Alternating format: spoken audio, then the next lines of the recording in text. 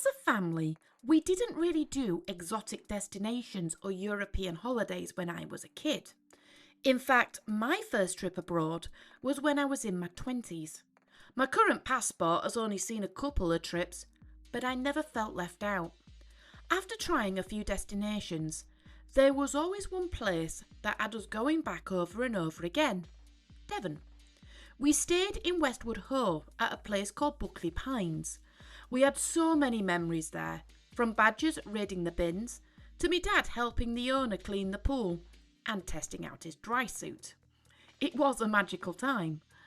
But little did I know that Westward Ho had its own railway, and I found out its history by chance from an old guide. Sitting on the River Torridge, Bideford, like many towns, had been settled for over 10 centuries, and like most seaside towns, the predominant industry was fish. The large tidal river was ideal for the large trawlers, and the port is in regular use today. It was, at one point, Britain's third largest port. In the 19th century, as railways started to develop, talk began to extend the existing North Devon Railway. Royal assent was granted in the July of 1866 and would incorporate not only Bideford but Westward Ho and the nearby town of Appledore. However, work stopped before it had even begun. But the Act and the authorisation remained, and in 1896 a new company was formed and the contract was awarded to Charles Shadwell. However, the railway was to suffer worse luck when he was shown to have been wilfully defaulting on the books. He was swiftly deposed and fined. In the year 1900, the railway company had still yet to lay a single sleeper, but it was purchased and became a branch group to the giant British Electric Traction Group. It was more of a tramway than a railway company.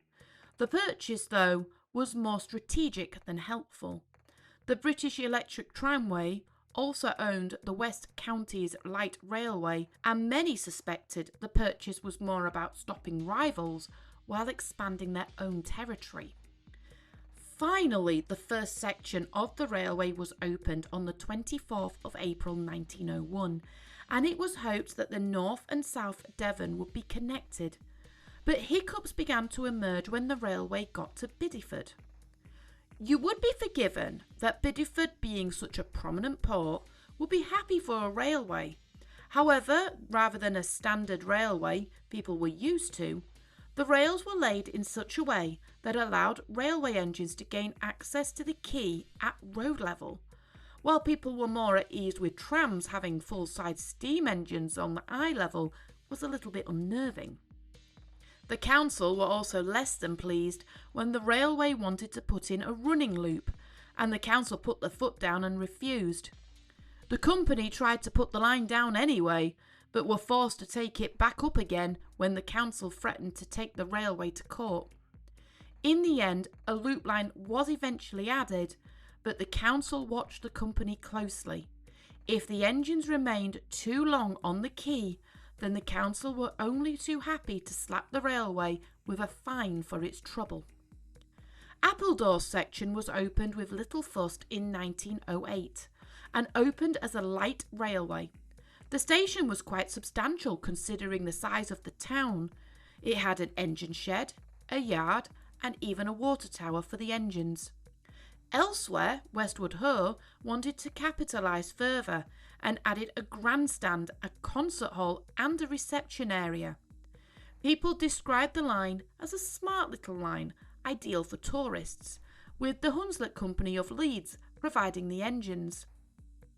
Because much of the line ran along the roads, like trams, the 242 engines were fitted with side plates and in later years cowcatchers. The lack of platforms meant that the normal carriages wouldn't be accessible, so the railway took a leaf out of America's book by installing balconies on the carriages and steps that extended to ground level. Although freight was going to be a key component, the railway wanted to cater for mostly the tourist market and even modified its timetable for the later starts and early finishes. When the Appledore extension was built, trains would stable there overnight and start from Appledore in the morning. But even this seemingly tourist railway was not exempt from pulling its weight for the war effort. The port was beginning to play host to the yeomanry, and during the war, like many railways, it came under government control. Westward Ho became the local conscription centre, but the 3 dedicated locomotives were needed elsewhere. So the first and last time a special temporary railway was erected from Bideford across the bridge and linking to the London and South West Railway. People gathered to watch the 3 engines leave the railway for good, and with a final blast of the whistle, they were gone. It was hoped that by the end of the war, the line would be reopened. However, unusually, it was left abandoned. Hunslet reported that the engines had been moved to other railways and 2 had been selected for overseas duties. They were loaded on the boat Gotterdamrung. However, the ship was torpedoed off the Cornish coast. The wreck has since been located, and there is talk of recovering at least one of the engines for restoration.